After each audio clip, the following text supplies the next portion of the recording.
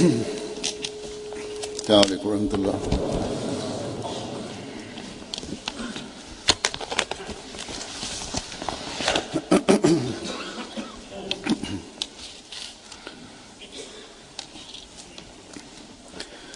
أشهد أن لا إله إلا الله وحده لا شريك له وأشهد أن محمدا عبده ورسوله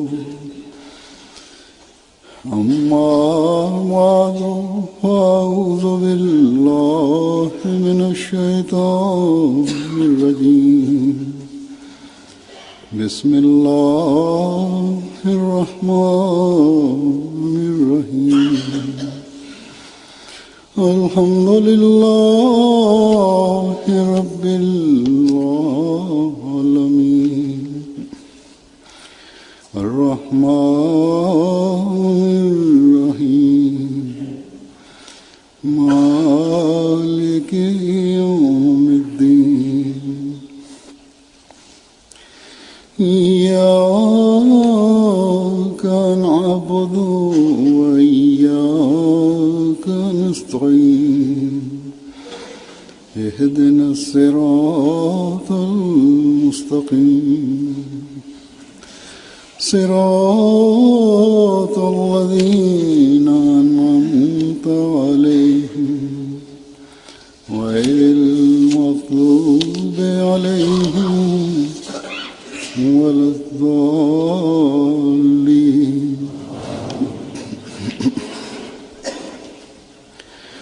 إن الله وملائكته يصلون على النبي يا أيها الذين آمنوا صلوا عليه وسلموا تسليما.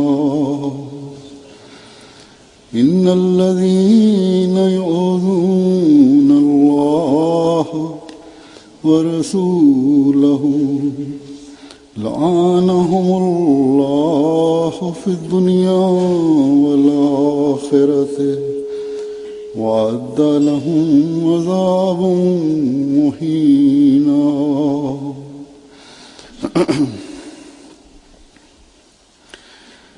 इन आयात का ये तर्जुमा है कि यकीनन अल्लाह और उसके फरिश्ते नबी पर இந்த வசனத்தின் பொருள், அல்லாஹ்வும் அவனது மலக்குகளும் இந்த ரசூலின் மீது ரஹ்மத்தை இறக்குகின்றார்கள்.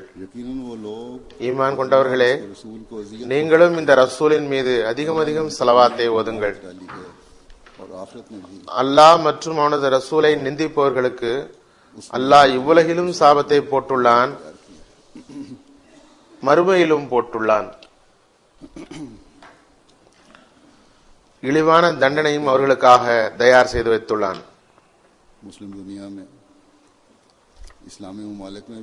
இன்றைய நாட்களில் உலகின் முஸ்லிம் நாடுகளிலும் உலகின் பல்வேறு பகுதிகளில் வாழும் முஸ்லிம்கள் மத்தியிலும்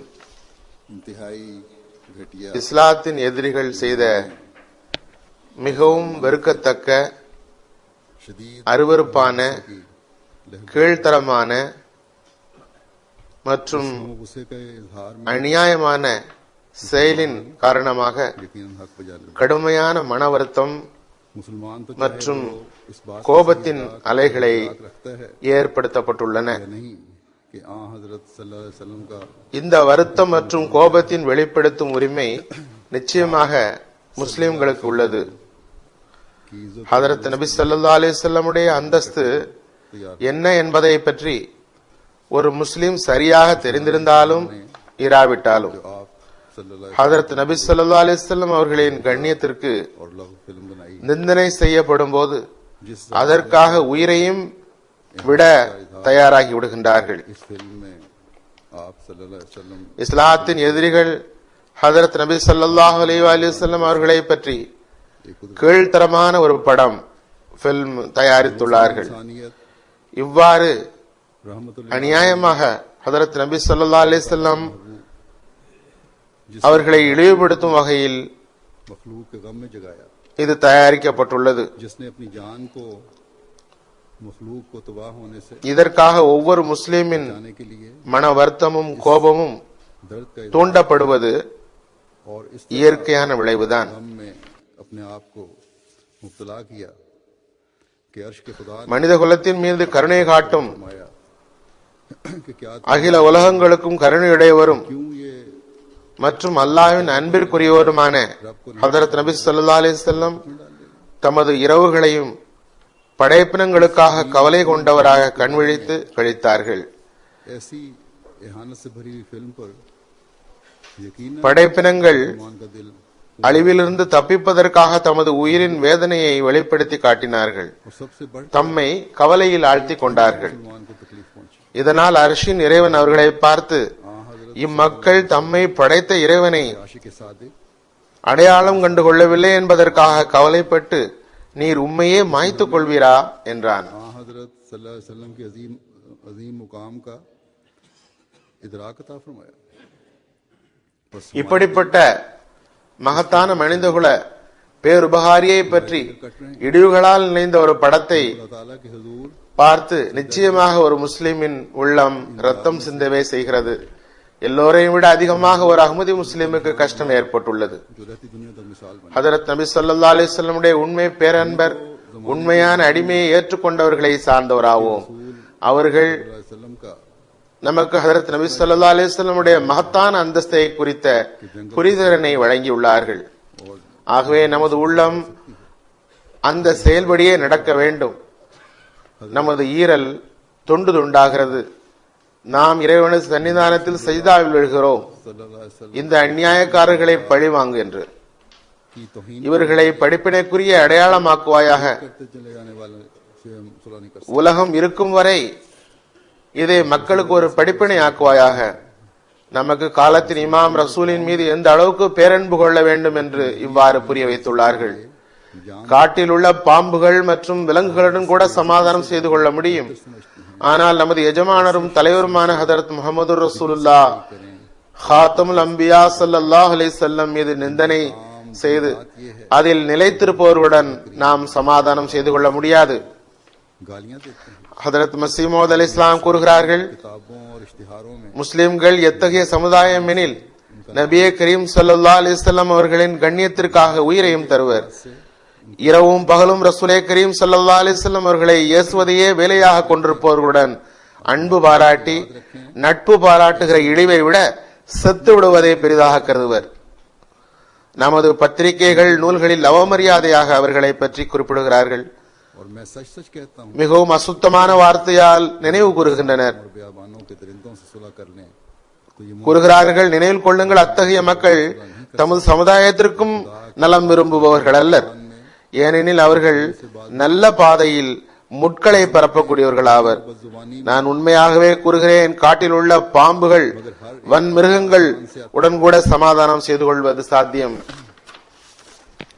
फरमाया कि पाक जुबान ஆனால் இறைவனின் தூய நபிமார்களை பற்றி தீய வார்த்தை பேசுவதில் இருந்து திரும்பாதவர்களுடன் சமாதானமாக போவது சாத்தியமற்றது. इससे ज्यादा ஏச்சு பேச்சுகள் தீய வார்த்தைகளில் வெற்றி இருப்பதாக நினைக்கின்றார்கள். ஆனால் ஒவ்வொரு வெற்றியும் வானத்திலிருந்து வருகிறது. கூறுகிறார்கள், தூய வார்த்தைகளை உடைய மக்கள் தமது தூய வார்த்தைகளின் பரக்கத்தால் இறுதியில் உள்ளங்களை வெற்றி கொள்கிறார்கள். ஆனால் அசுத்த இயல்புடைய மக்கள் நாட்டில் குழப்பம் ஏற்படுத்தும் வகையில் பிரிவினையை உருவாக்குவதை தவிர வேறு எதுவும் செய்வதில்லை. प्यारों के लिए आखिर काम கூறுகிறார்கள், அனுபவம் நமக்கு தரும் சாட்சியாவது இத்தகைய தீய இயல்புள்ளவர்களின் முடிவு நல்லதாக இருப்பதில்லை. और इश्तिहारों के साथ मीडिया के दूसरे जराये को இறைவனின் ரோஷம் இறுதியில் தன் அன்பிற்குரியவர்களுக்காக தனது வேலையை காட்டுகிறது. இக்காலத்தில் செய்தித்தாள்கள், பத்திரிகைகள் மற்றும் மற்ற ஊடகங்களையும் இதற்காக பயன்படுத்தப்படுகிறது. பிடிவாதத்தால் இவர்கள் இறைவனுடன் மோதுகிறார்கள். இன்ஷா அல்லாஹ் தஆலா இறைவனின் பிடியில் விரைவில் வருவார்கள். இவர்கள் இந்த ஏளனம் செய்யும் வேளையில் பிடிவாதமாக நிற்கிறார்கள். 2006 டென்மார்க்கில் தீய இயல்பினர் ஹதரத் நபி ஸல்லல்லாஹு அலைஹி வஸல்லம் பற்றி வீணான ஒரு படத்தை சித்தரித்தார்கள். हजरत सल्लल्लाहु अलैहि वसल्लम के बारे में அப்போது நான் ஜமாத்திற்கு எதிர் நடவடிக்கை குறித்து கவனம் ஊட்டியிருந்தேன். அதில் கூறியிருந்தேன், जमात को இந்த அநீதி இழைப்போர் முன்னாலும் உருவாகினர், இத்துடன் முடிய போவதில்லை. कहा था முஸ்லிம்களின் தரப்பில் செய்யப்படுகின்ற ஆர்ப்பாட்டங்களால், இத்தகைய நடவடிக்கைகளால் எந்த நல்ல விளைவும் ஏற்பட போவதில்லை. இன்னும் சொல்வதாயின் हो रहा है வருங்காலத்திலும் இம்மக்கள் இவ்வேலையை செய்து கொண்டிருப்பார்கள் என்று நான் கூறினேன். और हम देख रहे हैं कि उससे बढ़कर அதனை விட அதிகமாகவே இம்மக்கள் இந்த அநியாயத்தில் இறங்கியுள்ளதை பார்க்கிறோம். அன்றிலிருந்து இவர்களது செயல் அதிகரித்துக் கொண்டேதான் செல்கிறது. बस இது இஸ்லாத்துக்கு எதிராக இவர்களுக்கு கிடைத்திருக்கும் பெரும் தோல்வியாகும். அத்தோல்வியே இவர்களை கருத்து சுதந்திரம் என்ற பெயரில் இப்படியெல்லாம் செய்ய தூண்டுகிறது. पर आमादा कर रही है ஹதரத் மஸீமூத் அலைஹிஸ்ஸலாம் கூறியது போன்று அன்னார் கூறுகிறார்கள், फरमाया है நினைவில் கொள்ளுங்கள், இம்மக்கள் தமது சமுதாயத்திற்கும் கூட நலம் விரும்பிகள் அல்லர். ये बात இவ்விஷயம் ஒரு நாள் அந்த சமுதாய மக்களிடமே வெட்ட வெளிச்சமாகும், कौमों के लोगों தெளிவாகும். खुल जाएगी. இவர்கள் இன்று செய்கின்ற வீணான செயல்கள் அவர்தம் சமுதாயத்திற்கே நஷ்டம் தருபவையாகும். आज இவர்கள் சுய நலமிகளும் அநீதி இழைப்போர்களும் ஆவர். वो அவர்கள் தமது விருப்பத்தை நிறைவேற்றுவதை விட வேறு எந்த குறிக்கோளும் அவர்களுக்கு இல்லை. जालिम है. அவர்கள் தமது விருப்பத்தை நிறைவேற்றுவதை விட வேறு எந்த குறிக்கோளும் அவர்களுக்கு இல்லை. இப்போது கருத்து சுதந்திரம் என்ற பெயரில் அரசியல்வாதிகளும் மற்ற துறையினரும் इस वक्त तो அவ்வப்பொழுது आजादी इजहार के மிகவும் வெளிப்படையாகவும் சில நேரம் மறைமுகமாகவும் அவர்களுக்கு சாதகமாக பேசுகின்றனர். சில வேளை முஸ்லிம்களுக்கு சாதகமாக பேசுகின்றனர். और अक्सर दबे अल्फाज में ஆனால் நினைவில் கொள்ளுங்கள், உலகம் எத்தகைய குளோபல் வில்லேஜ் ஆகிவிட்டது எனில் இந்த வார்த்தைகள் இவர்கள் நாட்டின் அமைதிக்குமே பங்கம் விளைவிக்கும். लेकिन பகிரங்கமாக தீயது என்று கூறாவிட்டால் இதுவே ஏற்படும். ऐसा ग्लोबल இறைவனின் பிரம்பு செயல்பட தொடங்கும் என்பது வேறு விஷயம்.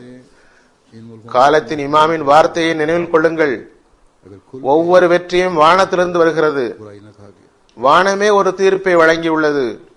நீங்கள் எந்த ரசூலை நிந்திக்கிறீர்களோ அவர்தான் உலகில் வெற்றி பெறப் போகிறார். ஹதரத் மஸீமூத் அலைஹிஸ்ஸலாம் கூறுவது போன்று அந்த வெற்றி உள்ளங்களை வெற்றி கொள்வதால் வரப்போகிறது. ஏனெனில் தூய வார்த்தைக்கு ஒரு தாக்கம் உள்ளது. कि जिस रसूल की தூய வார்த்தைக்கு கடுமையை பயன்படுத்துவது தேவையில்லை. गालिब आना है தீய வார்த்தைக்கு தீய வார்த்தையால் பதில் சொல்ல வேண்டிய தேவையும் இல்லை. तो इस्लाम ने फरमाया दिलों को फतह करके आना है. தீய சொற்களை தீய செயல்களை இவர்கள் தொடங்கியுள்ளார்கள். पाक இது விரைவில் முடிந்துவிடும் இன்ஷா அல்லாஹ். शिद्दत पसंदी का इस्तेमाल किया जाए. यह बेहुदा பிறகு இவ்வாழ்வுக்கு பிறகு का बेहुदा कोई से जवाब இறைவன் மக்களை பார்த்துக் கொள்வான். நான் ஓதிய திருக்குர்ஆன் வசனத்தில் और ये बदकिलाम இறைவன் மூமீன்களுக்கு அவர்களது பொறுப்புகளின் பக்கம் கவனம் ஊட்டியுள்ளான். ये इंशाअल्लाह ताला जल्द खत्म हो जाएगी உங்கள் வேலை और फिर இந்த ரசூலின் மீது தரூதும் சலாமும் ஓதுவதாகும். ये निपटेगा. இம்மக்களின் ये आयात தீய வார்த்தைகள், அநீதிகள், अल्लाह ताला ने எள்ளி நகையாடல்கள் மூலம் उनकी அந்த மகத்தான நபியின் கண்ணியத்திற்கு எந்த பங்கமும் ஏற்படாது. அவர்கள் எத்தகைய மகத்தான நபி என்றால் दुरूद और सलाम அவர்கள் மீது இறைவனும் அவனது மலக்களும் கூட தரூத் அனுப்புகிறார்கள். மூமின்களின் வேலை और इस्तेहजा से தமது நாவுகளை अजीम नबी की इज्जत और नाम இந்த நபியின் மீது ஸலவாத் ஓதுவதன் மூலம் நினைத்துக் கொண்டிருக்க வேண்டும். फर्क नहीं पड़ता. எதிரிகள் ऐसा अजीम नबी है जिस पर अल्लाह வீணான செயல்களில் ஈடுபட நாம் முன்னரை விட அதிகமாக துரூத் மற்றும் ஸலவாத் ஓத வேண்டும். அல்லாஹும்ம ஸல்லி அலா முஹம்மதின் வஅலா ஆலி முஹம்மதின் கமா ஸல்லைத அலா இப்ராஹிம வஅலா ஆலி இப்ராஹிம இன்னக ஹமீதுன் மஜீத். அல்லாஹும்ம பாரிக் அலா முஹம்மதின் வஅலா ஆலி முஹம்மதின் கமா பாரக்த அலா இப்ராஹிம வஅலா ஆலி இப்ராஹிம இன்னக ஹமீதுன் மஜீத். तो पहले से बढ़कर दुरूद और सलाम இந்த துரூத் தான், अल्लाहुम्मा இந்த நபிதான் सल्ली अला आले मुहम्मद कमा உலகில் வெற்றி பெறுவார்கள் என்று முடிவாகிவிட்டது. अल्लाहुम्मा ஓர் அஹ்மதி முஸ்லிம் अला आले मुहम्मद இந்த வீணான வார்த்தைகள் மீது தமது வெறுப்பையும் வேதனையையும் வெளிப்படுத்தும் இடத்து இந்த நாடுகளிலும் கூட यही दुरूद है அந்த நாட்டின் முக்கிய பிரமுகர்கள் அரசியல்வாதிகளிடம் இந்த வீணான காரியத்தை தடுக்க கவனம் ஊட்ட வேண்டும். जहाँ एक अहमदी मुसलमान உலக ரீதியாகவும் ஒரு அஹ்மதி இந்த சதிக்கு எதிராக உண்மையை உலகிற்கு உணர்த்த வேண்டும். इन लोगों को भी ஹதரத் நபி ஸல்லல்லாஹு அலைஹி வஸல்லமுடைய வாழ்வின் அழகிய அம்சத்தை எடுத்து காட்டுங்கள். इस बेहुदा गोई से बाज रहने, அவர்களின் அழகிய முன்மாதிரியை ஒவ்வொரு அமலிலும் வெளிப்படுத்தி அவர்களின் அழகிய முன்மாதிரியின் அசல் படமாக ஆகி காட்டுங்கள். एक अहमदी अपनी से कोशिश करता है ஆம், நான் साजिश के खिलाफ ஏற்கனவே கூறியது போன்று असल हकीकत से அத்துடன் முன்பை விட அதிகமாக துரூத் ஓதுங்கள். हकीकत बताई. हजरत ஆண்கள், பெண்கள், வாலிபர், வயோதிகர்கள், குழந்தைகள் தமது சுற்றுப்புறத்தை துரூது மற்றும் சலாமால் நிரப்புங்கள். अपने हर अमल से தமது அமல்களை इस्लाम की இஸ்லாமிய போதனையில் और आपके செயல் முன்மாதிரியாக்குங்கள். अमली तस्वीर இதுவே அழகிய எதிர் நடவடிக்கையாகும். இதனையே நாம் செய்து காட்ட வேண்டும். இந்த அநீதி இழைப்பவர்களின் முடிவை பற்றி இறைவன் 2வது வசனத்தில் கூறுகிறான். दरूद और सलाम ரசூலுக்கு அவமானம் ஏற்படுத்த விரும்புபவரை ஹதரத் ரசூல் ஸல்லல்லாஹு அலைஹி வஸல்லம் அவர்களை இழிவுபடுத்துவதன் மூலமாக अपने माहौल को உண்மையான மூமின்களின் உள்ளத்தை வேதனைப்படுத்தி சல்லடையாக்குபவர்களை இறைவன் தானே பார்த்துக் கொள்வான். अपने अमल को इस्लामी இவ்வுலகிலும் அல்லாஹ்வின் சாபம் அவர்கள் மீது இறங்குகிறது. இந்த லானத்தின் காரணத்தினால் அவர்கள் இன்னும் அதிகமாக சுத்தத்தில் மூழ்கி விடுவர். மரணத்திற்கு பிறகு அத்தகையோருக்கு இறைவன் இழிவுபடுத்தும் தண்டனையை நிர்ணயித்துள்ளான். कि रसूल को अज़ियत पहुंचाने ஹதரத் மஸீஹ் மவ்ஊத் அலைஹிஸ்ஸலாம் में இந்த கருத்தை தான் கூறினார்கள். आप सल्लल्लाहु अलैहि वसल्लम அத்தகைய தீய நாவுகளை கொண்டவர்களின் முடிவு நன்றாக இராது. चाकर छलनी करने वालों को खुदा ताला खुद ने ஆகவே இம்மக்கள் தமது முடிவை எய்துவர். इन लोगों पर अल्लाह ताला की लानत இவ்வுலகில் और इस लानत இறை சாபத்தின் வடிவிலும் में डूबते चले जाएंगे. மரணத்திற்கு பிறகு இழிவு தரும் தண்டனை என்ற வடிவிலும் கிடைக்கும். खुदा ताला ने रुसवा कुन अज़ाब मुक़द्दर முஸ்லிம்கள் हज़रत मसीह मौद மற்ற முஸ்லிம்கள் इसी में அவர்கள் கூட இறைவனின் போதனைக்கு ஏற்ப எதிர் நடவடிக்கை எடுக்க வேண்டும். अच्छा नहीं होता. தமது நாடு, தமது வட்டம் ஆகியவற்றை துரூதினால் நிறையுங்கள்.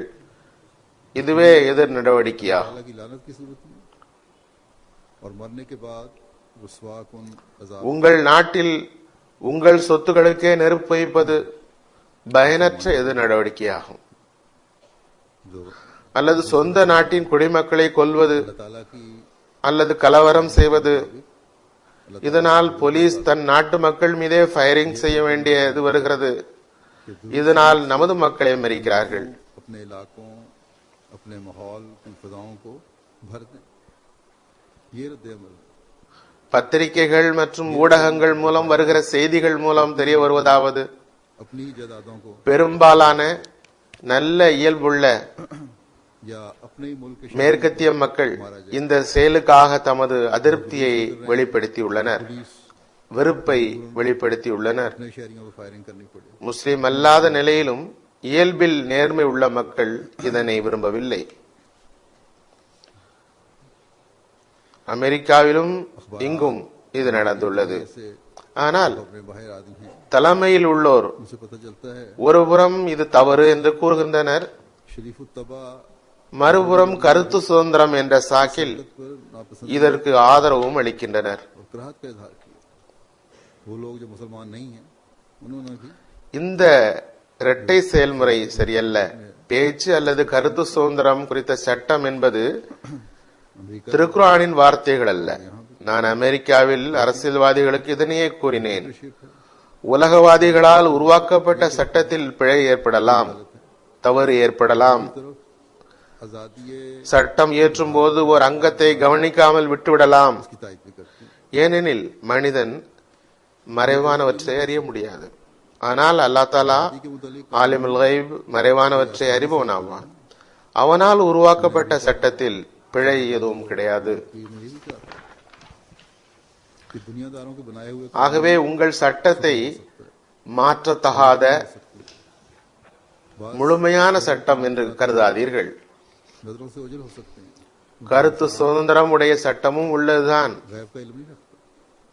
ஆனால் எந்த நாட்டின் சட்டத்திலும் யுஎன்ஓ சட்டத்திலும் इनमें कोई மற்றவரின் மார்க்க உணர்வை காயப்படுத்த ஒருவருக்கு உரிமை உண்டு என்று எந்த சட்டத்திலும் இல்லை.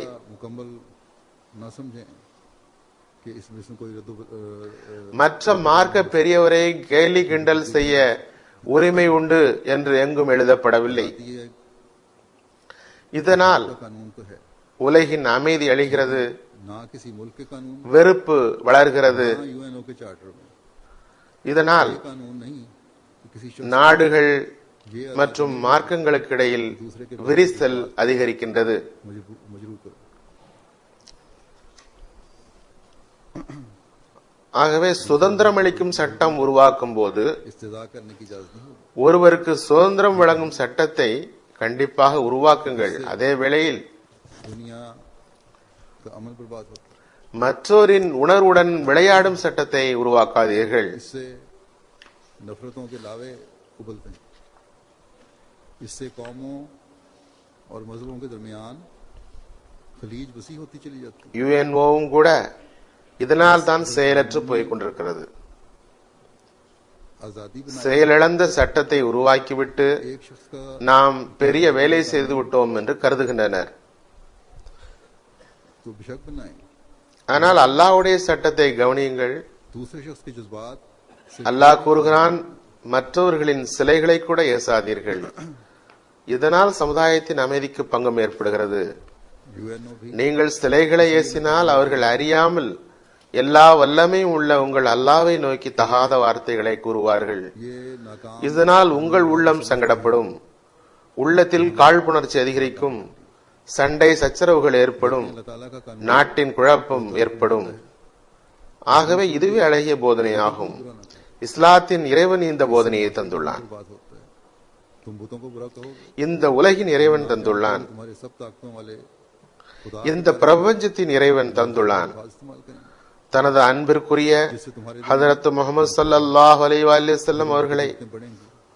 உலகை சீர்திருத்துவதற்காகவும் உலகில் அன்பையும் நேசத்தையும் நிலைநாட்டுவதற்காகவும் खूबसूरत तालीम முழுமையான போதனையுடன் அந்த போதனையை தரக்கூடிய இறைவன் தந்துள்ளான். அவன் ஹதரத் நபி ஸல்லல்லாஹு அலைஹி வஸல்லம் அவர்களுக்கு ரஹ்மத்துல் ஆலமீன் என்ற பட்டத்தை வழங்கி எல்லா படைப்பினங்களுக்கும் ரஹ்மத் ஆக்கி அனுப்பினான். जिसने कामिल तालीम के ஆகவே உலகின் கல்வியாளர்கள், हबीब நாடுகளின் நிர்வாகிகள், அரசியல்வாதிகள் ஆகியோர் சிந்தியுங்கள். இந்த சில வீணர்களை தடுத்து அடக்காமல் நீங்கள் இந்த குழப்பத்தில் பங்கு பெறுகிறீர்களா? जिसने आप सल्लल्लाहु अलैहि वसल्लम को रहमतुल लिल आलमीन का लक़ब देकर உலகின் பொதுமக்களும் சிந்திக்க வேண்டும்.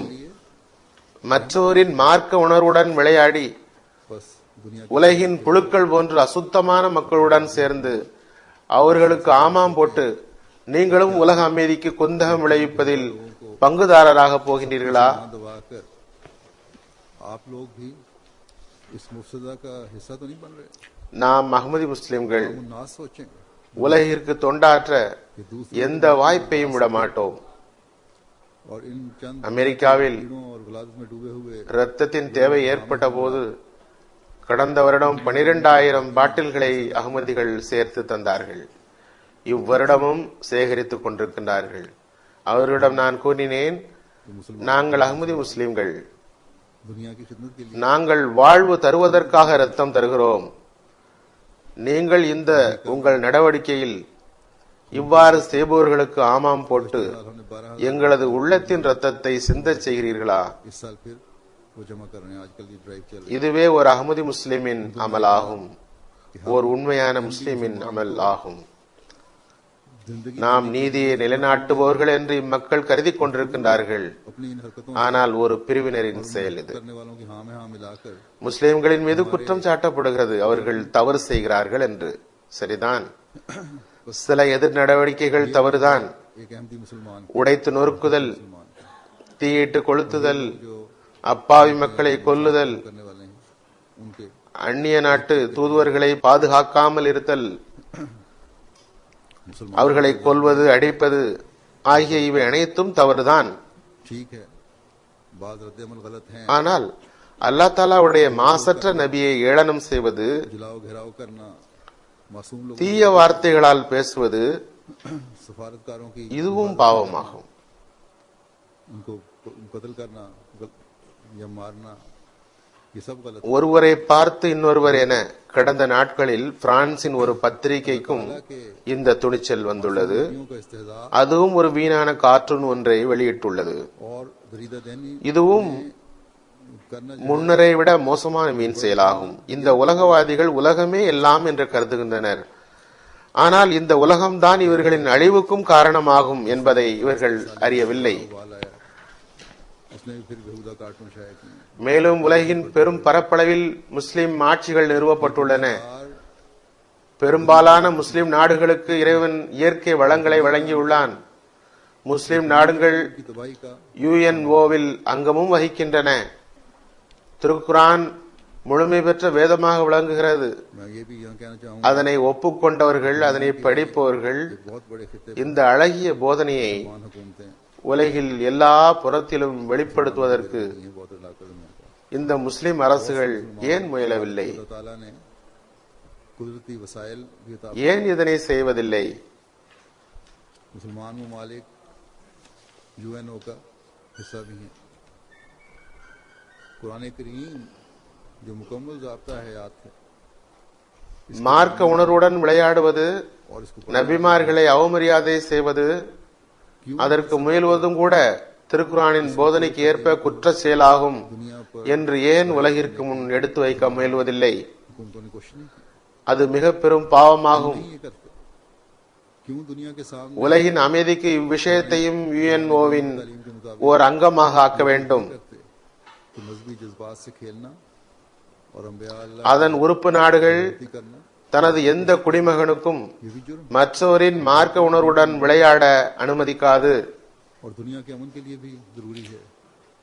கருத்து சுதந்திரம் என்ற பெயரில் உலகின் அமைதிக்கு குந்தகம் விளைவிக்க அனுமதிக்கப்படாது என்று சட்டம் இயற்ற வேண்டும்.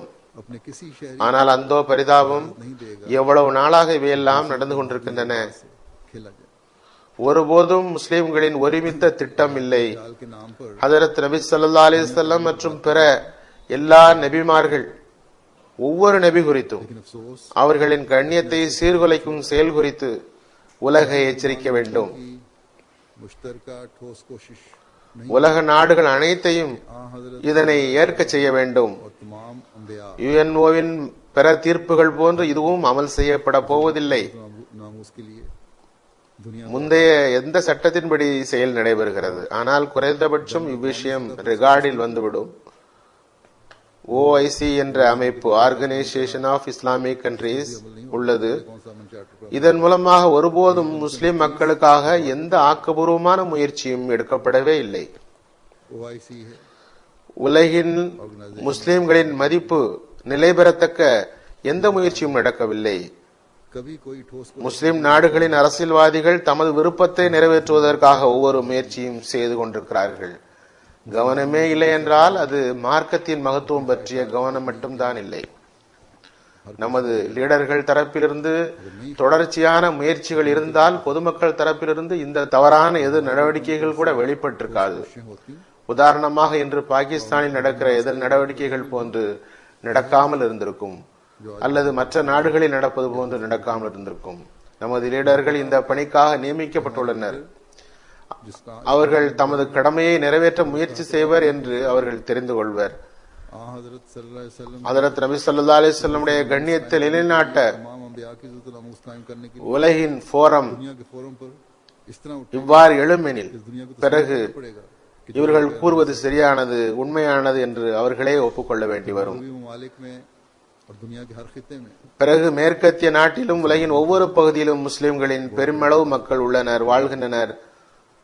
உலகில் முஸ்லிம்கள் இரண்டாவது பெரிய சக்தியாக உள்ளனர். दूसरी बड़ी மத அடிப்படையிலும் எண்ணிக்கையின் அடிப்படையிலும் तादाद के लिहाज से அவர்கள் இறை கட்டளைப்படி செய்வார்கள் என்றால் वाले हों எல்லா நிலையிலும் இவர்கள் பெரும் ஆற்றலாக மாற முடியும். सबसे बड़ी ताकत बन सकते हैं। இந்நிலையில் இஸ்லாமிய எதிர்ப்பு சக்திகளுக்கு உள்ளத்தினை வேதனைப்படுத்தும் இது போன்ற செயல்களை ஒருபோதும் இவர்களால் செய்ய முடியாது. आधार हरकतें कर सकते அந்த எண்ணமே கூட வராது. எவ்வாறு இருப்பினும் முஸ்லிம் அரசுகள் போக अलावा मुसलमानों உலகில் பல பகுதியில் முஸ்லிம்கள் பெரும் எண்ணிக்கையில் வாழ்கின்றனர். की एक ஐரோப்பாவில் மில்லியன் கணக்கில் துருக்கியர்கள் வாழ்கின்றனர். ஐரோப்பாவில் ஒவ்வொரு நாட்டிலும் மில்லியன் கணக்கில் வாழ்கின்றனர், முழு ஐரோப்பாவிலும் அல்ல. இதே போன்று USA, UK, கனடா என அனைத்து பகுதிகளிலும் முஸ்லிம்கள் வாழ்ந்து வருகின்றார்கள். இவர்கள் அனைவரும் முடிவு செய்து அவர்கள் தமது ஓட்டை மார்க்க நல்லிணக்கத்தை பேணுபவர்களுக்கே வழங்குவதாக முடிவு செய்தால், அதுவும் நாவளவில் உறுதியளிக்காமல் செயலளவில் காட்டக்கூடிய உறுதிமொழி வழங்குபவருக்கு தாம் வாக்கை தருவதாக முடிவு செய்தால், அவர்களே இது போன்ற வீணான பிலிம் தயாரிப்பவர்களை கண்டிப்பார்கள்.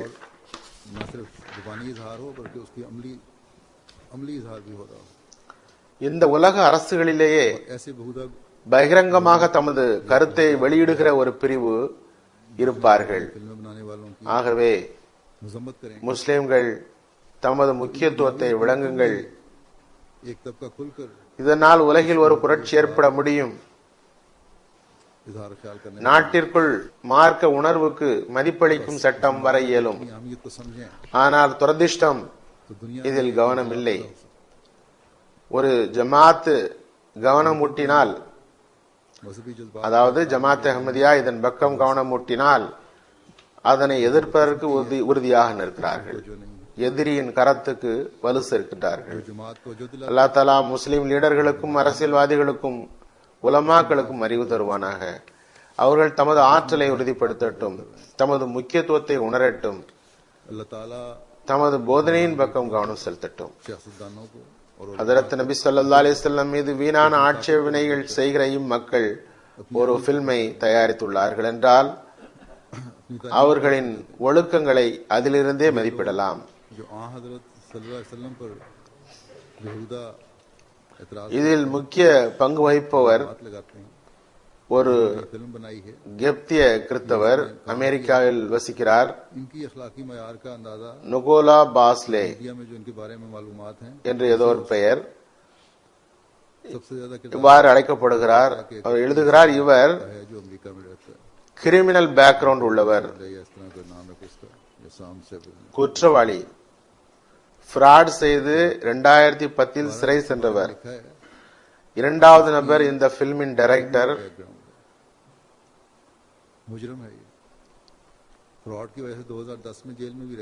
இவர் போர்னோகிராபி மூவிகளை தயாரிக்கும் டைரக்டர் ஆவார். இதில் நடித்த நடிகர்கள் அனைவரும் போர்னோகிராபி படங்களில் நடிப்பவர்கள். இதுவே இவர்களின் ஒழுக்க தரம். போர்னோகிராபியின் எல்லைகளை மனிதன் சிந்திக்கவே முடியாது.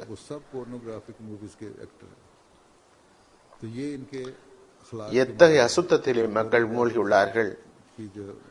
ஆட்சேபனை செய்து கொண்டு செல்கிறார்கள். எத்தகைய மனிதர் மீது என்றால் அவரது உயர் நல்லொழுக்கம் குறித்தும் தூய்மை குறித்தும் இறைவனே சாட்சி கூறியுள்ளார். ஆக இவ்வாறு இவர்கள் தமது செயல் மூலம் இறைவனது தண்டனையை அழைக்கிறார்கள், அழைத்துக் கொண்டு செல்கிறார்கள். இதுபோன்று இந்த படத்தின் ஸ்பான்சரும் கூட இறை தண்டனையிலிருந்து தப்ப முடியாது.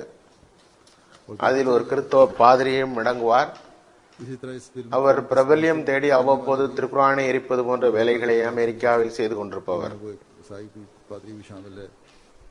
அல்லாஹும்ம மஸ்ஸிக்ஹும் குல்ல முமஸ்ஸகின் வஸஹிக்ஹும் தஸ்ஹீகா.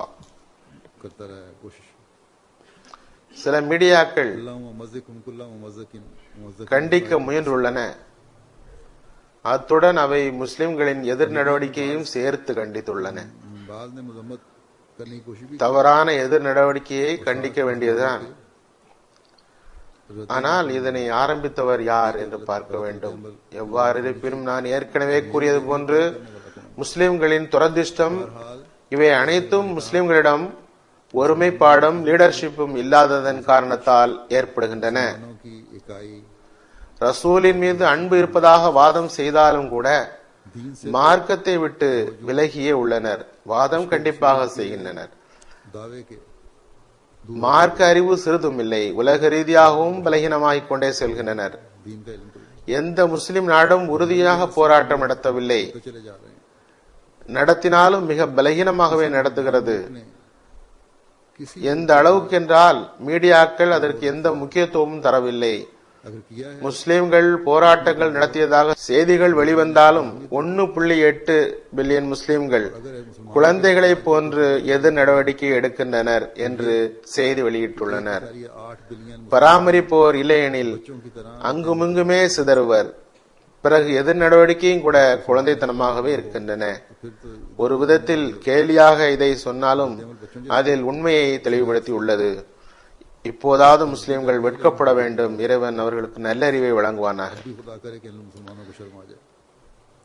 இம்மக்களின் ये लोग மார்க்க கண்களோ जिनकी दीन की आंख तो अंधी है, குருடாக உள்ளன.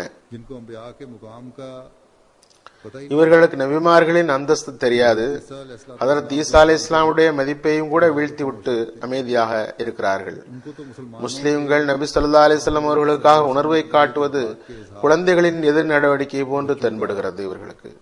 எவ்வாறு இருப்பினும் நான் கூறியது போன்று 2006 நான் கவனம் ஊட்டினேன்.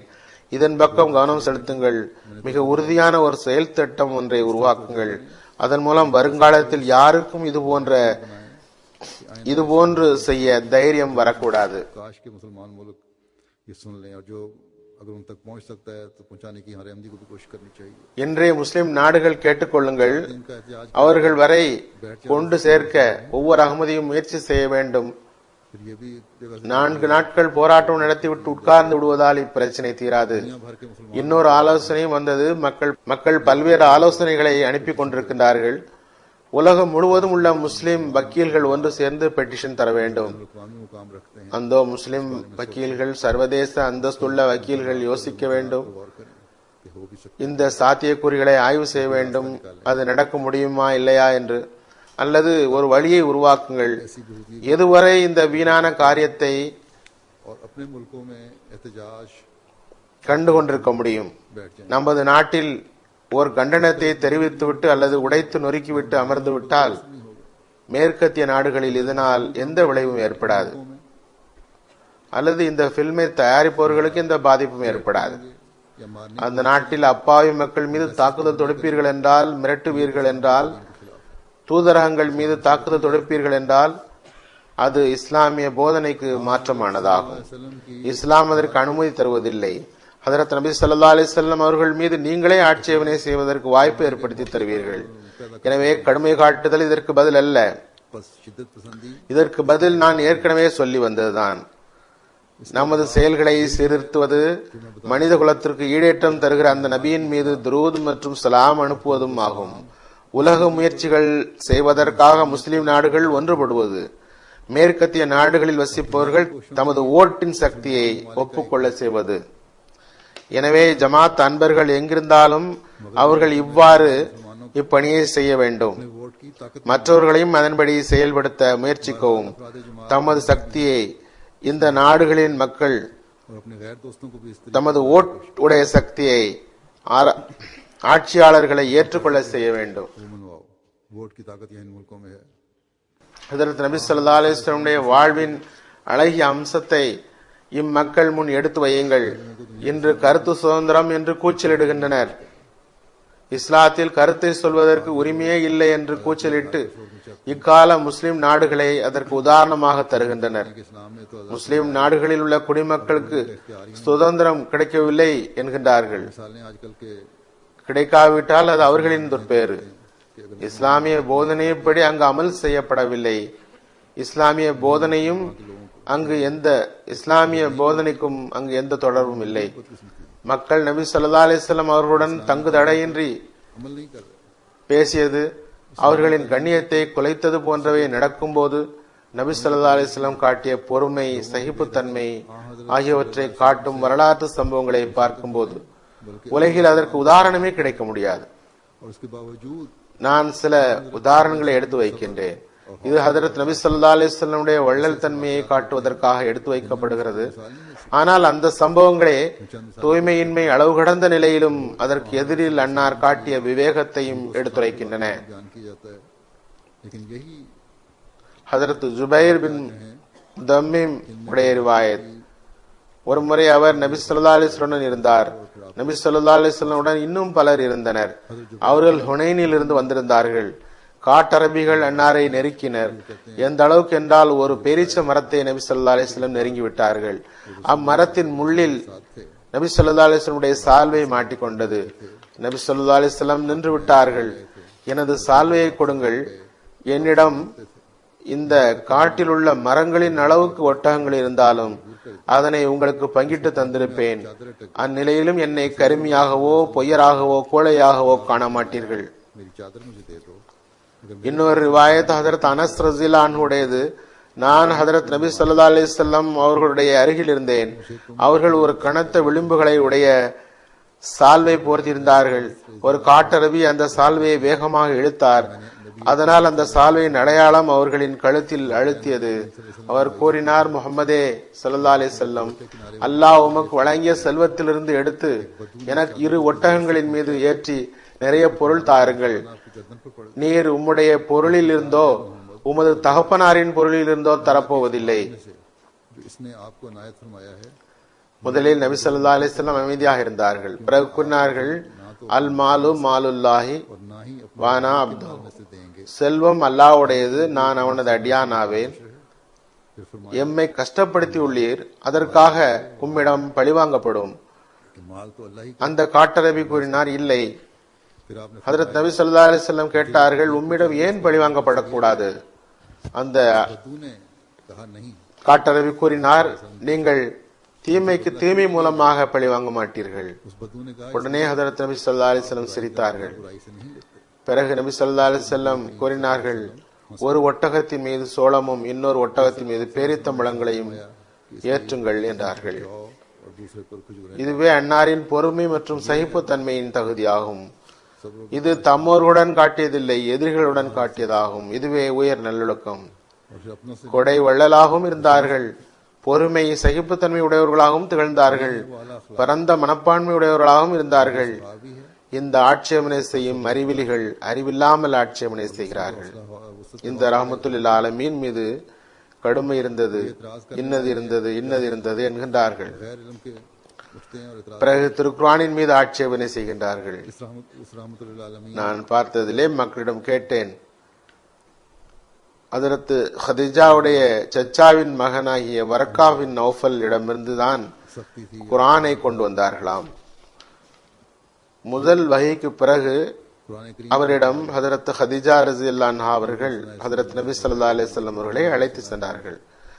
அவர்தான் குர்ஆனை எழுதி தந்தாராம். குஃபார்கள் செய்த ஆட்சேபனையே, அல்லாஹ்வுடைய வார்த்தை என்கிறீர்கள், இது தவணை முறையில் இறங்குகிறது, ஏன் ஒரே முறையில் இறங்கவில்லை என்பதுதான். பாவம் இவருக்கு முற்றிலும் தெரியவில்லை, வரலாற்றையும் இவர் அறியவில்லை. எவ்வாறு இருப்பினும் அதனை தயாரித்தவர்கள் அப்படிப்பட்டவர்கள். அதில் ஒரு பாதிரியும் இருந்தார். அவர் தம்மை பெரும் அறிவு படைத்தவன் என்று கருதியிருக்கிறார். அவர் முற்றிலும் மூடராவார். வரக்கா பின் நௌஃபல், அந்தோ நான் உயிருடன் இருந்தால் உமது சமுதாயம் உம்மை ஊரை விட்டு வெளியேற்றும் போது உமக்கு உதவிக்கு இருந்திருப்பேனே என்று கூறினார். சிறிது காலத்திற்கு பிறகு அவர் வஃபாத்தாகியும் விட்டார். பிறகு இந்த பாதிரி நான் கூறியது போன்று முற்றிலும் அறியாதவர். கிழக்கத்திய மார்க்கங்களை ஆய்வு செய்கிற மேற்கத்திய ஆராய்ச்சியாளர்கள் எப்போதும் திருக்குர்ஆனின் இன்னின் அதிகாரங்கள் மக்காவில் இறங்கினவா மதினாவில் இறங்கினவா என்று சர்ச்சை செய்வதுண்டு. ஆனால் இவர் கூறுகிறார், திருக்குர்ஆனை அவர் எழுதி கொடுத்து விட்டாராம். திருக்குர்ஆன் தானே அறைகோல் எடுக்கிறது. திருக்குர்ஆன் யாரோ எழுதி தந்தது என்று இவர் கருதுவாரானால் தானும் அது போன்று ஒன்று கொண்டு வந்து காட்டட்டும்.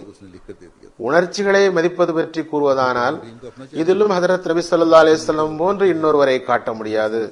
அன்னார் எல்லா நபிமார்களை விட மேலானவர் என்று தாம் அறிந்திருந்தும் யகூதிகளின் உணர்வை மதித்தவாறு மூசாவை விட என்னை மேன்மைப்படுத்தாதீர்கள் என்று கூறினார்கள். ஏழைகளின் உணர்வுகளை மதித்தார்கள். எந்த அளவுக்கு அவர்கள் கண்ணியப்படுத்தினார்கள் என்றால், ஒரு சஹாபி செல்வந்தராக இருந்தார், மற்றவர்கள் மீது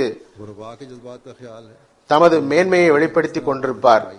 அவரது பேச்சை கேட்டுவிட்டு நபி ஸல்லல்லாஹு அலைஹி வஸல்லம் கூறினார்கள், உமது ஆற்றல் மற்றும் சக்தியினால் உமது இந்த செல்வம் உம்மிடம் கிடைத்துள்ளதாக கருதுகிறீரா? ஒருபோதும் அவ்வாறல்ல. சமுதாய ஆற்றல், பொருளின் ஆற்றல் அனைத்தும் ஏழைகள் மூலமாக வருகின்றன. இன்று இக்காலத்தில் ஏழைகளின் உரிமைகளை நிலைநாட்டுவதாகவும் அவர்களின் உரிமையை பாதுகாக்க முயல்வதாகவும் இந்த சுதந்திரவாதிகள் வாதம் செய்கின்றார்கள். ஹதரத் நபி ஸல்லல்லாஹு அலைஹி வஸல்லம் 1400 வருடம் முன்பே வேலையாட்களுக்கு அவர்களின் கூலியை வியர்வை உலரும் முன் தந்து விடுங்கள் என்று கூறினார்கள். எங்கெல்லாம் சோதித்து பார்த்தாலும் அன்னார் மனித குலத்தின் பேருபகாரி ஆவார்கள். அதற்கு எண்ணற்ற சம்பவங்கள் உள்ளன. அதன் உயர் முன்மாதிரிகள் அவர்களிடமிருந்தே தென்படும். அது மட்டுமல்ல, அவர்களின் ஆட்சேபனை ஹதரத் நபி ஸல்லல்லாஹு அலைஹி வஸல்லம் அவர்கள் பெண்கள் மீது அதிகம் பிரியம் உள்ளவர்களாம். அவர்களின் திருமணங்கள் மீது ஆட்சேபனை செய்துள்ளார்கள். அல்லாஹ் தஆலா இவ்வாறு கேள்விகள் எழும் என்பதனை அறிந்திருந்தான். அதனால் அவர்கள் பிரியத்தையும் வெளியில் கொண்டு வந்தான்.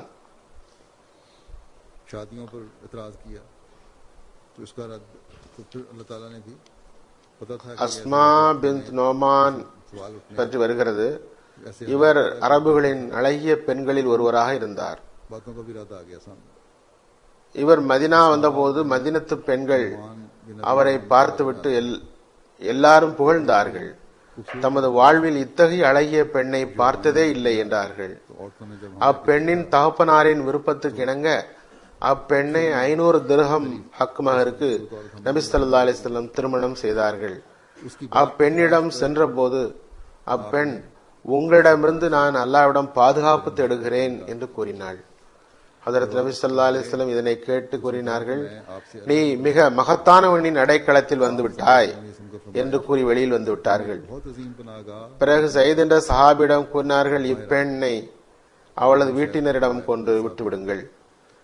இதில் இன்னொரு விஷயம் வரலாற்றில் உள்ளது. இந்த திருமணத்தின் போது தமது மகள் ஹதரத் நபி ஸல்லல்லாஹு அலைஹி வஸல்லம் அவர்களுக்கு திருமணம் செய்விக்கப்பட்டதில் மிகவும் மகிழ்ச்சி அடைந்தார்கள். ஆனால் திரும்ப வந்ததும் மிகவும் கோபமுற்றார்கள், ஏசினார்கள். இதுவே அந்த உயரிய மனிதர். அவர் மீதுதான் பெண் சார்பான குற்றச்சாட்டு கூறப்படுகிறது. அப்பெண்ணை மனைவியாக்கியதும் கூட இறைவனது கட்டளையாக இருந்தது. ஹதரத் மஸீஹ் மவ்ஊத் அலைஹிஸ்ஸலாம் கூறுகிறார்கள், மனைவியும் குழந்தைகளும் இல்லையாயின் குழந்தைகளால் சோதனை வந்தால் எப்படி நடந்து கொண்டார்கள் என்பதும் மனைவியுடன் அழகிய பரிமாற்றம் குறித்தும் எப்படி முன்மாதிரி காட்டியிருக்க முடியும். அவர்களின் ஒவ்வொரு அமலும் இறைவனின் திருப்திக்காகவே இருந்தது. ஹதரத் ஆயிஷா ரலியல்லாஹு அன்ஹா பற்றியும் அபாண்டம் கூறப்படுகிறது. அவர்கள் அன்னாருக்கு மிகவும் பிடித்தமானவர்கள் என்று. வயது அடிப்படையில் தவறாக பேசப்படுகிறது. ஹதரத் ஆயிஷா ரலியல்லாஹு அன்ஹா கூறுகிறார்கள், சில இரவுகளில் முழு இரவும் அன்னார் இறைவனுக்கு இபாதத் செய்து கொண்டிருக்க விரும்புவார்கள். அன்னார் எல்லாரையும் விட அன்பிற்குரியவர்கள் எனக்கு. அவர்களின் மூளையில் அசுத்தம் நிரம்பியுள்ளது. பிறகு இந்த ஆட்சேபனைகளை இவர்கள் செய்கிறார்கள், இனியும் செய்து கொண்டிருப்பார்கள். நான் ஏற்கனவே கூறிவிட்டேன், இத்தகைய மக்களால் நரகத்தை நிரப்புவதாக இறைவன் முடிவு செய்துவிட்டான். இம்மக்களுக்கும் சரி, இவர்களுக்கு ஆதரவு அளிப்பவர்களும் சரி, இறைவனது தண்டனைக்கு பயப்பட வேண்டும். ஹதரத் மஸீஹ் மவ்ஊத் அலைஹிஸ்ஸலாம் கூறுவது போன்று இறைவன் தனது அன்பிற்குரியவர்களுக்காக மிகவும் ரோஷம் கொள்கிறான். இக்காலத்தில் அவன் தனது மஸீஹ் மஹ்தியை அனுப்பி உலகினை சீர்திருத்தத்தின் பக்கம் கவனம் ஊட்டினான்.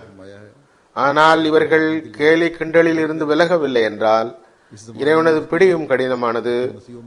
உலகின் ஒவ்வொரு பகுதியிலும் இன்று இயற்கை சீற்றங்கள் ஏற்படுகின்றன.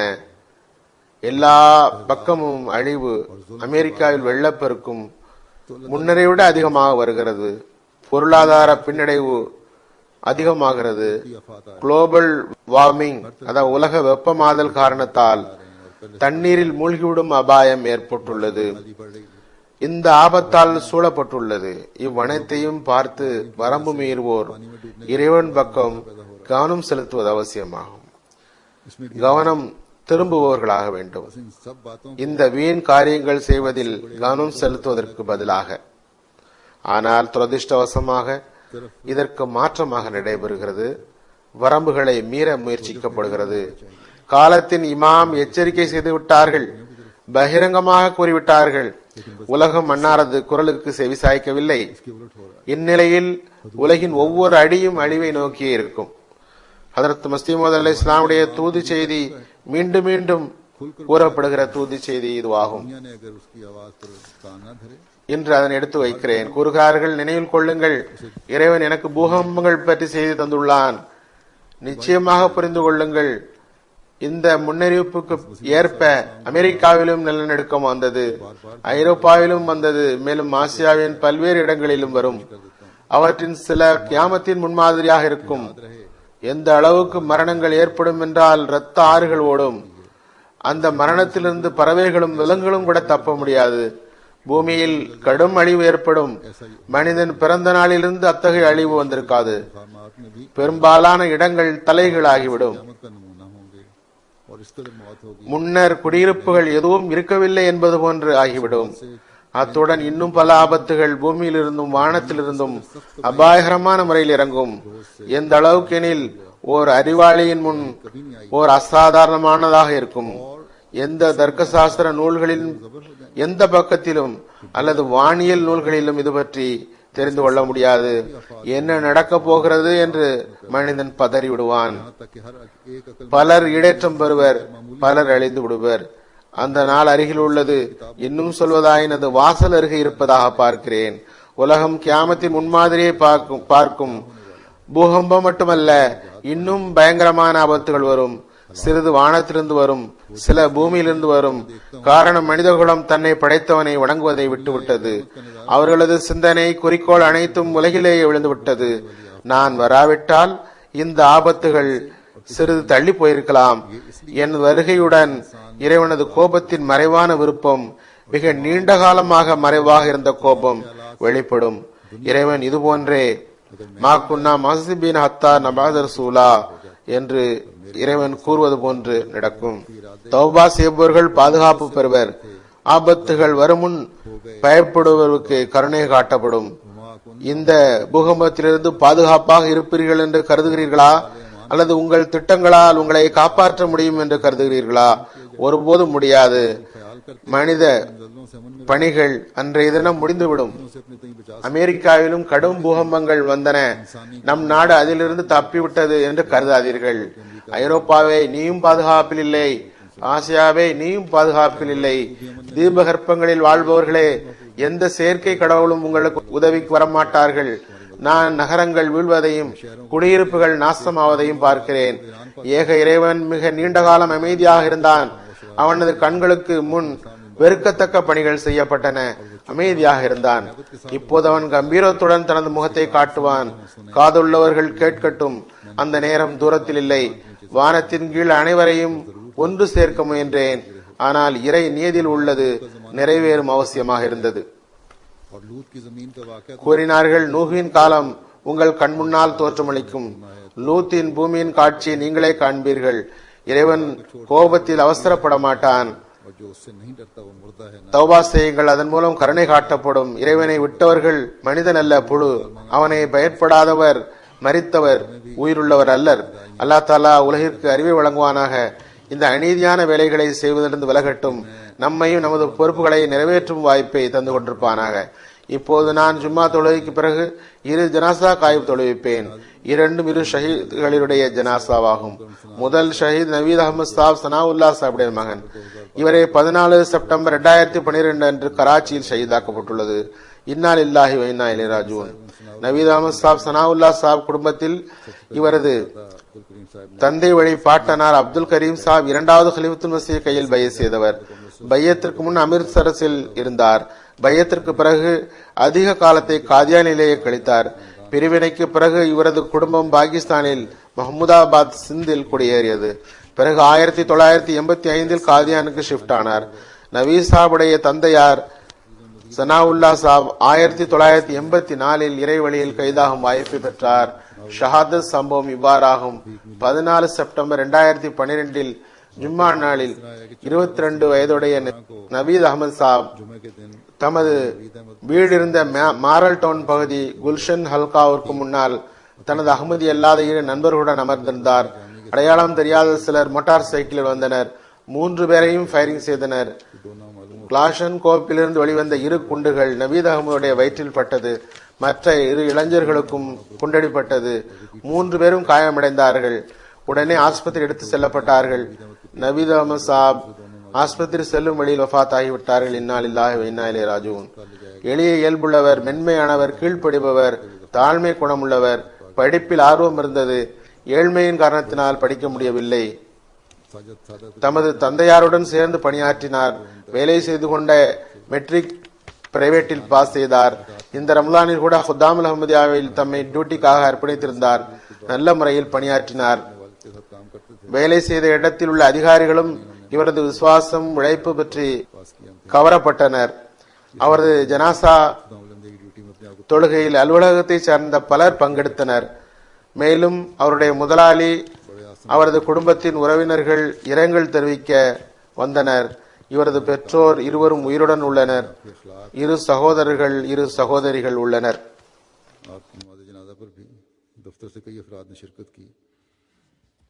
இரண்டாவது ஜனாசா முகமது அஹமது சித்திகி சாஹிபுடையது.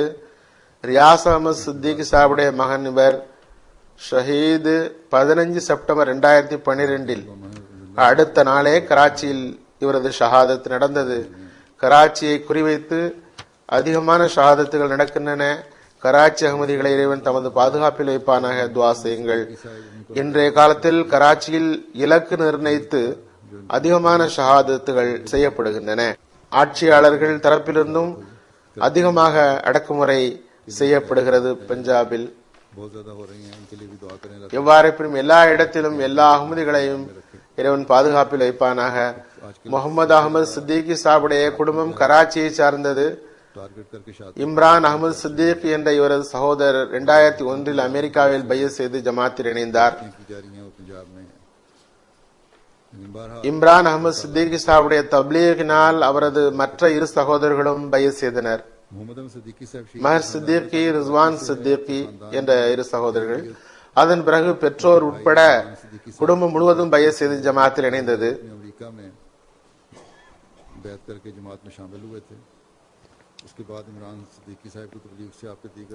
ஷஹாதத்தின் சம்பவம் இவ்வாறாகும். 15 செப்டம்பர் 2012 சனிக்கிழமை இரவு சுமார் 12 மணி அளவில் முகமது அஹமது சித்திகி தமது சகோதரின் கணவர் ஷம்ஸ் பக்ரி சாபுடன் தமது அஸ்ஸலாம் என்ற டிபார்ட்மெண்டல் ஸ்டோரை விட்டு மோட்டார் சைக்கிளில் திரும்பி வந்தபோது அவர் மீது தொடர்ந்து ஃபயரிங் செய்யப்பட்டது. கடுமையான ஃபயரிங் செய்யப்பட்டது. அதில் முகமது அஹமது சித்திகி சாப் மீது குண்டுகள் பட்டன. ஒன்று நெஞ்சிலும் இன்னொன்று இடுப்பிலும் பட்டது. அந்த இடத்திலேயே ஷஹீதாகிவிட்டார். இன்னா லில்லாஹி வ இன்னா இலைஹி ராஜிஊன். அவரது சகோதரியின் கணவர் ஷம்ஸ் பக்ரி சாப் மீது 5 குண்டுகள் பாய்ந்தன. அதில் ஒன்று வலது தோளில் பட்டது, மற்றது வயிற்றிலும், மற்ற குண்டுகள் கால்களிலும் பட்டன. ஆஸ்பத்திரியில் அனுமதிக்கப்பட்டுள்ளார். இவர் குணமடைய துஆ செய்யுங்கள். அல்லாஹ் தஆலா விரைவான முழுமையான குணம் அளிப்பானாக. ஷஹாதத்தின் போது ஷஹீத் மர்ஹூமுடைய வயது 23. ஒரு வாரம் முன்புதான் கல்யாணம் நடந்தது. ஷஹீத் மர்ஹூம் கடந்த வருடம் தான் MBA பரீட்சையில் தேறினார். மிகவும் கண்ணியமானவர், குற்றமற்றவர், கட்டுப்படுபவர், நல்லொழுக்கம் உள்ளவர். கூறுகிறார்கள், 23 வயது இளைஞர், அழகிய தோற்றமுடையவர். தோற்றம் மட்டுமல்ல, வாழும் கூட அழகானதாக இருந்தது. எப்போதும் சில துவாக்களை எழுதி பாக்கெட்டில் வைத்திருப்பார். அதனை படித்துக் கொண்டிருப்பார். அவரது சகோதரர் கூறுகிறார், எங்களில் அவர் மிகவும் தகுதி வாய்ந்தவர். 7 செப்டம்பர் 2012 அன்று தனது மொபைலில் இருந்து SMS செய்தார். கராச்சியின் நிலை மிக மோசமாக உள்ளது. நான் ஷஹீதாகிவிட்டால் எனக்காக துஆ செய்யுங்கள் என்று. ஷஹீத் சம்பவத்தை பற்றி ஷஹீத் மர்ஹூமுடைய தாயார் கூறுகிறார், இரங்கல் தெரிவிக்க வந்த அகமதி அல்லாத உறவினர்கள் இரங்கல் தெரிவிக்கும் வகையில் கேலியாக சொன்னார்கள், முடிவை பார்த்து விட்டாயா? அதற்கு அவரது தாயார் கூறினார்கள், நாங்கள் எமது அன்பு நபியின் ஸல்லல்லாஹு அலைஹி வஸல்லம் உடைய கட்டளையின்படி மசீகை ஏற்றுள்ளோம். அதற்காக யாருக்கும் பயப்படவில்லை. நான் ஜமாஅத்திற்கு 9க்கு 9 என்னுடைய முழு குழந்தைகளையுமே தியாகம் செய்ய தயாராக உள்ளேன். அல்லாஹ் ஷஹீதின் சகோதர சகோதரிகள் தைரியமாக உள்ளனர். ஷஹீத் மர்ஹூமுடைய தந்தை முன்னரே வஃபாத் ஆகிவிட்டார். ஷஹீத் மர்ஹூமுடைய உறவினர்களில் வயதான தாயார் தவிர 8 சகோதரர்களும் 2 சகோதரிகளும் உள்ளனர். இவர் சகோதர சகோதரிகள் அனைவரும் விட இளையவர். शहीद मरहूम அல்லாஹ் இவரது தகுதி உயர்த்துவானாக. எல்லா ஷோதாக்களுக்கும் தகுதியை உயர்த்துவானாக. பின்னால் இருப்பவர்களுக்கு பொறுமையும் தைரியத்தையும் தருவானாக. பாகிஸ்தானின் ஒவ்வொரு அகமதியையும் பாதுகாப்பானாக. आप बहन भाइयों सबसे छोटे थे, अल्लाह ताला इनके दर्जात बुलंद करे, इन सब शहदा के वफद का सलूक फरमाए और पीछे रहने वालों को सब्र हिम्मत और हौसला दे और पाकिस्तान के हर अहमदी की हिफाजत फरमाए.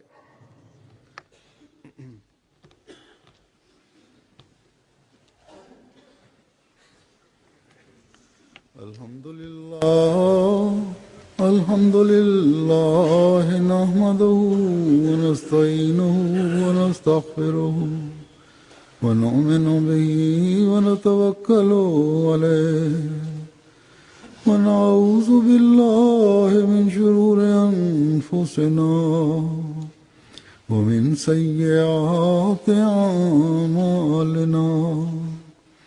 من يهده الله فلا مضل له ومن يضلل فلا هادي له. ونشهد أن لا إله إلا الله ونشهد أن محمدا عبده ورسوله. عباد الله رحمكم الله إن الله يأمر بالعدل والإحسان وإيتاء ذي القربى وينهى عن الفحشاء والمنكر والبغي يعظكم لعلكم تذكرون.